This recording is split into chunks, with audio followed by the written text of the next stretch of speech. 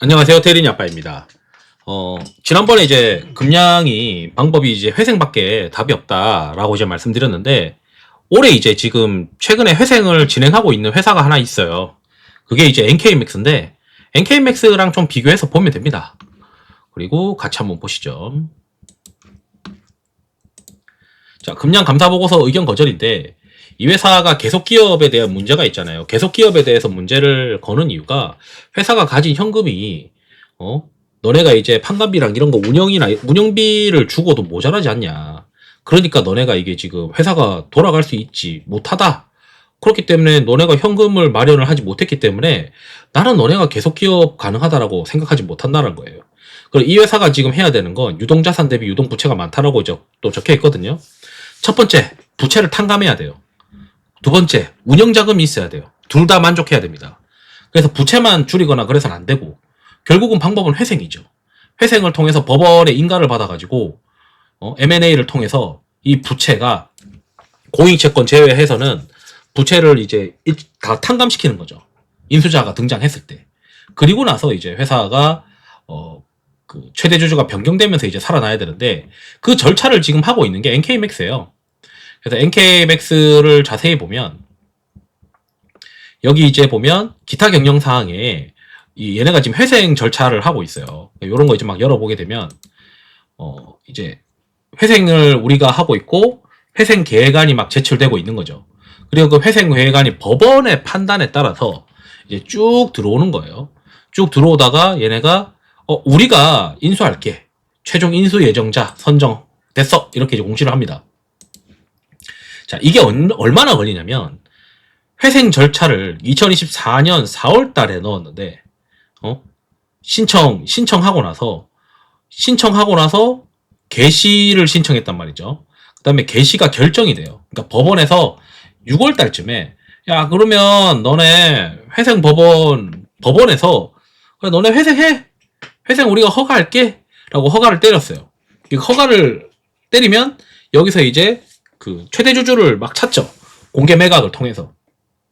법원에서는 매각 주관사를 선정하게 되고, 그 매각 주관사를 통해서 인수자가 나오게 됩니다. 그래서 지금 현재 NK젠 바이오텍이라고 하는 데서 우리가 인수하겠다라고 의향서를 냈겠죠. 그래서 의향서를 냈기 때문에 얘네를 최종 인수자로 선정을 한 거예요. 법원에서 땅땅땅. 근데 그 날짜가 이제 2024년 12월 31일인데, 얘네가 이제 돈을 마련해야 돼요. 여기 이제 이 NK젠 바이오텍 INC에서. 결국은 회생 절차가 종결이 되어야 하는데, 아직까지 종결이 못 된 거죠. 왜냐면 돈을 못 내고 있으니까. 돈을 내야 돼요. 거기서 인수자가. 그래서 이제 여기 보게 되면 NK맥스는 지금 회생하는 데서 인수를 하더라도 이 NK젠 바이오텍이라고 하는 법인을, 그 기존 법인을 만들어서 지금 들어오는 것 같은데, 거기에 돈이 있는지는 아무도 알 수가 없어요. 다만 이제 법원에서 허가를 했을 뿐이고, 여기서도 이제 감사 의견을 보게 되면, 계속 기업에 대한 불확실성이 있어서 우리가 문제를 잡고 있는데, 결국은 이 회생 절차를 개시받아서 인가전 M&A를 추진해서 NK젠 바이오텍이라고 하는 데가 됐는데, 야, 2024년 12월 31일 날 됐는데 이거 보고서 제출할 때까지 인수금액 잔금 납부가 되고 있지 않다. 그러니까 돈이 없거나 뭔가 좀 부족하다라고 보이는 거죠. 그래서 여기에서 이 법인에서 최종적으로 돈이 들어와야 되고, 그 돈으로, 들어온 돈으로 이제 부채랑 이제 탕감되는 거죠. 그러면은 NK맥스가 무부채 기업이 됩니다. 채권이 이제 없어지는 거예요. 그러니까 부채가 다 사라지는 거죠. 그러면 이제 거기에 또 운영자금을 추가로 같이 또 넣어줘야 돼요. 그래서 운영자금도 있어야 되고, 거기에 채권도 다 탕감이 돼야 되고, 그러고 나면 일단 계속 기업에 대한 불확실성이 사라지는 거죠. 그래서 이 계속 기업에 대한 불확실성이 사라져야 되는 이게 문제가 되는데, 결국 이제 그렇게 됐을 때 직전 연도 재무제표가 감사 의견이 적정이 나와야 돼요. 지금 감사인은, 대주회계법인은 기초회계법인에 대해서가 아직 확정이 안 됐다. 그 말은 뭐냐면, 여기서 얘기하는 기초회계법인은 직전 연도 감사보고서에서는 기말회계, 기말 숫자거든요. 그 기말 숫자가 어차피 감사 의견 안 나왔으니까 여기서는 기초가 이제 당연히 이제 명확하게 안 돼 있는 거죠. 기초, 기말 이게 다 맞아 들어가야 되는데 재작년 말이죠. 재작년 말에 이미 감사의견 문제가 됐던 게 아직까지 해소가 안 됐다. 재감사가 안 됐다. 왜냐면 뭐 어쨌든 최대 주주가 법원 인가돼 가지고 얘네가 아직 이제 허가 받아 놓았는데 잔금 납부가 안 되고 있는 상황이니까. 그럼 이제 NK맥스는 당장 법원이 더 상위 기관이거든요. 법원이 더 상위 기관이기 때문에 코스닥이나 한국거래소에서 상장 폐지 사유가 뭐 추가됐다, 뭐 요렇게만 얘기할 수 있지, 당장 이 회사를 이제 뭐 심사를 때려가지고 갑자기 이제 정리매매로 들어가게 하거나 이렇게 할 수가 없어요. 법원이 더 상급 기관이기 때문에 법원의 결과가 끝나야만 얘네도 움직입니다. 코스닥도.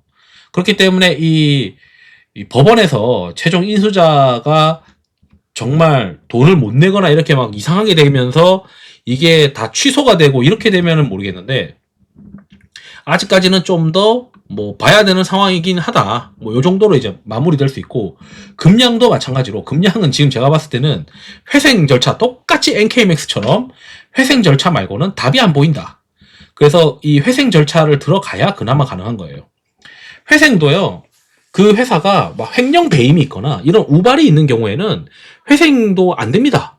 그래서 횡령 배임이 없거나 그런 우발이 없는 경우에 순순히 이제 재무적으로 부채가 너무 많아서 그 부분만 탕감을 해주면 회사가 자력으로 먹고 살 수 있는 어떤 기술이 있거나 이런 경우에는 법원에서 땅땅땅 그래도 해줘요. 그래서 금량의 경우에도 결국 살아남는 방법은 회생밖에 없는 거고, 회생을 하게 되면은 주주들은 먹는 건 없어요. 기존 주주들이 이제 어떻게 되느냐, 다들 이제 그거가 관건인데, 이제 기존 주주들은 어떤 것들을 연구해 봐야 되냐면, 예전에 이제 회생으로 인가전 M&A를 통해 가지고 최대 주주가 변경되고 난 다음에 거래 재개됐었던 사례들이 있어요, 과거에. 뭐 옛날 제가 떠오르는 이름들이 뭐가 있냐면 코데즈 컴바인, 그리고 코데즈 컴바인이 시가가 너무 급등해 버리니까 코아로직, 이런 기업들이 있습니다. 그러니까 이게 어떻게 되냐면 뭐 어디다가 제가 그림을 그려야 될지 모르겠는데, 일단 네모로 일단 그림을 그릴게요. 기존에 있는 주식들 다 싹 감자됩니다. 감자되고요. 그 다음에 부채들은 다 주식으로 출자 전환됩니다. 그리고 바로 또 감자가 됩니다. 그리고 마지막으로 이 인가전 M&A로 땅땅땅 받은 애들 있죠? 그런 애들이 증자를 합니다. 잔금으로. 그리고 그게 주식 비율이 보통 한 90% 또는 95%가 됩니다. 그러면 그 돈으로 채권자들은 다 나눠 가집니다. 채권자들은 주식 출자하고 현금 받고 있을 때 그게 다 나눠 가져져요. 채권들이. 그러면은 이제 감자 증자를 하루 만에 하는데, 법원이 허가를 했으니까. 그래서 최종 지분율은 기존 주주들은 내가 가지고 있는 지분 포지셔닝이 소액 주주들은 전부 다 합쳐가지고 10%가 되는 거고, 새로운 최대 주주가 90%가 되는 거예요. 그래서 이런 기업들이 만약에 거래 재개되잖아요. 그럼 어떻게 되냐면, 거래소에서는 그 감자 비율이랑 이런 것들이 막 계산식이 있어요. 그 계산식에 따라서 거래 재개되는 기준가가 엄청나게 떠서 시작합니다. 그래서 예전에 코데즈 컴바인의 경우에는 시가총액이 막 2조로 시작해요. 몇 조로 시작해요. 그 다음에 또 나노스 이런 것도 있었고, 코아로직 이런 것들도 있었거든요. 그래서 코데즈 컴바인이 너무 문제가 됐었기 때문에 그 다음에 이제 거래되는 회사들의 경우에는 이 시가 산정 규정을 조금 바꿨어요. 그렇지만 이제 거래되는 첫날에 충분히 이제 소액 주주들의 피해를 메꿔주기 위해서, 예를 들어 이런 거죠. 내가 감자가 돼서 10주가 한 주가 됐어요. 그러니까 10주가 한 주가 됐는데 주가는 10배 뛰어서 시작한다는 거예요. 시작하는 그런 개념이 되는 거죠. 그래서 이제 운이 좋게 회생 절차를 통해서 회사가 거래 재개되면 그날 첫날 팔아야 돼요. 왜냐하면 주식은 90%가 묶여있는 품절주가 되고 나머지 10%만 가지고 주식이 왔다 갔다 하는 거죠. 근데 그 10%라고 하는 것도 10주 가진 사람들은 한 주가 되는 거예요. 그러면은 감자 비율보다 더 낮은 주식을 가지고 있는 사람들은 쥐꼬리만한 돈 받고 끝나는 거죠. 뭐 그렇게 된다고 보시면 됩니다. 그래서 금량도 마찬가지일 거예요. 금량도 지금 이 정도 부채를 다 없애버리고 무부채 기업으로 할만하죠. 왜냐하면 자산이 그래도 1200억 정도 있으니까 이 자산을 보고 이 부채가 제로가 되는 어떤 개념으로 생각을 하면 그래도 좀 인수가가 제가 봤을 때는 한 3, 400억 정도는 나올 수 있어요. 인가전 M&A로. 그러면 이제 부채 7천억 원은 이제 300억으로 사라지는 거예요. 그러니까 그 말이 뭐냐면 누가 혼자서 금양에다가 돈 7천억을 빌려줬는데 그 중에 7천억을 빌려주고 나서 내가 받을 돈이 300억밖에 안 되는 거죠. 그러니까 부채 7,300억 원은 받지 못하는 거예요. 그게 인가전 M&A입니다. 그러고 나서 법원이 그걸로 퉁치게 도와줬기 때문에 걔네는 이제 지분 90%가 되는 거고, 그럼 소액주주들은 지분이 한 10% 언더로 떨어지는 거고, 그게 거래 재개될 때는 이제 갭이 탁 떠서 시작하죠. 근데 이제 그걸 이제 그 과정까지 가기가 꽤 멀어요.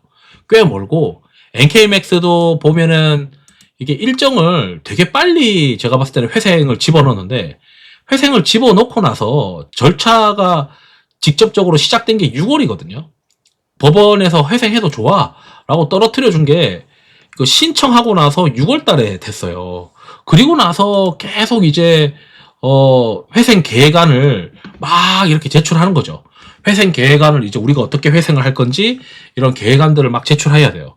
그럼 금양의 경우에는 기존 사업 다 접고 뭐 접고 더 이상 이제 돈 안 나가게 다 틀어막고 완전 사람들 급여도 다 줄여버리고 뭐 그런 식으로 이제 회생 절차가 들어간 다음에 매각 주관사가 인수자를 이제 막 공개 매각을 하고 우선 협상 대상자가 선정이 되면 그 회사가 인수를 하는 거죠. 그래서 그래도 NK맥스 같은 회사도 회생 절차를 하고 뭐 이 우선 협상 대상자가 얼마나 돈이 있는 데인지는 모르겠으나 아직 잔금을 못 냈지만 이렇게 이제 인수자가 나타나듯이 금양도 인수자가 나타나야 된다. 근데 NK맥스도 6월 달에 해가지고 회생 계획안 집어넣고 뭐 하면서 거의 이제 한 6개월 걸렸다는 거죠. 뭐 금양이 조금 더 좋은 기업이니까 뭐 자산이라도 있으니까 건질 자산이 있으니까 조금 더 일찍 끝난다 하더라도 2025년 말에나 아마 그런 그 회생 계획안에 따라서 잔금 넣게 되고, 그리고 나서 이제 내년 2026년도 초에 감자증자 해가지고 최종 인수자가 납입 자금을 넣게 되면 무부채 기업을 어느 정도 인수를 하게 되는 거죠. 이 회사가 다행인 게 거래소 유가증권, 코스닥이 아니고 유가증권이기 때문에 어느 정도 자산 총계에다가 부채만 무부채로 만들어버리고 법원의 허가가 떨어져서 최대 주주가 변경된 경우는 함부로 또 거래 정지를 시키기가 어려워요. 거래소 입장에서. 부담이죠. 왜냐하면 법원이 허가를 땅땅땅 해가지고 한 경우기 때문에. 근데 문제가 뭐냐면 그렇게 되면 어쨌든 최대 주주는 거의 뭐 돈 다 날린다. 그렇게 보시면 되겠죠. 최대 주주도 여기다 회사에 빌려준 거 제때 못 받는 거예요. 최대 주주도 이제 돈을 뭐 한 2,500억 빌려줬다. 그러면 이제 그 중에서 이제 5% 정도 건진다고 봐야 되나? 그렇겠죠? 이게 만약에 300억의 인수가 누가 인수가를 불렀다고 하면은 7,600억 중에 300억만 내가 회수를 할 수 있는 거니까. 그 중에서도 공익채권 얼마 다 빠지고 나면은 한 200억 언더, 200억 초반 정도의 돈만 건지게 되는 거예요. 그러면은 이제 뭐 4%, 5% 이렇게 받는 거죠. 그러면은 2천억 빌려준 사람도 뭐 4% 돌려받아도 그 사람은 또 류강지 회장은 180억을 또 따로 지금 주식담보대출 그거는 본인이 스스로 막아야 돼요. 회사가 막아줄 수도 없어요. 그래서 아예 제가 봤을 때는 뭔가 제대로 꼬이신 것 같다. 이렇게 또 느껴집니다. 그래서 소액주주가 어느 정도라도 조금이라도 건지고 어느 정도라도 이제 회사가 살아 돌아오기 위해서는 회생밖에는 답이 없다. 제 생각에 이건 회생밖에 답이 없어요. 그렇습니다. 그래서 회생 절차를 빨리 신청하겠죠, 아마도. 그리고 NK맥스가 그 대표적인 사례로 참고를 하시면 된다. 그리고 인수자가 잔금을 못 내는 그런 이상한 상황이 되면 또 골 때리는 일이 벌어지는데, 아마 그래서 이 우선 협상 대상자를 금양이 만약에 회생 절차를 했을 때는 또 잘 선정해야 되겠죠. 그렇게 이제 생각이 듭니다. 이상으로 영상을 마치도록 하겠습니다. 투자에 도움 되시길 바랍니다. 감사합니다.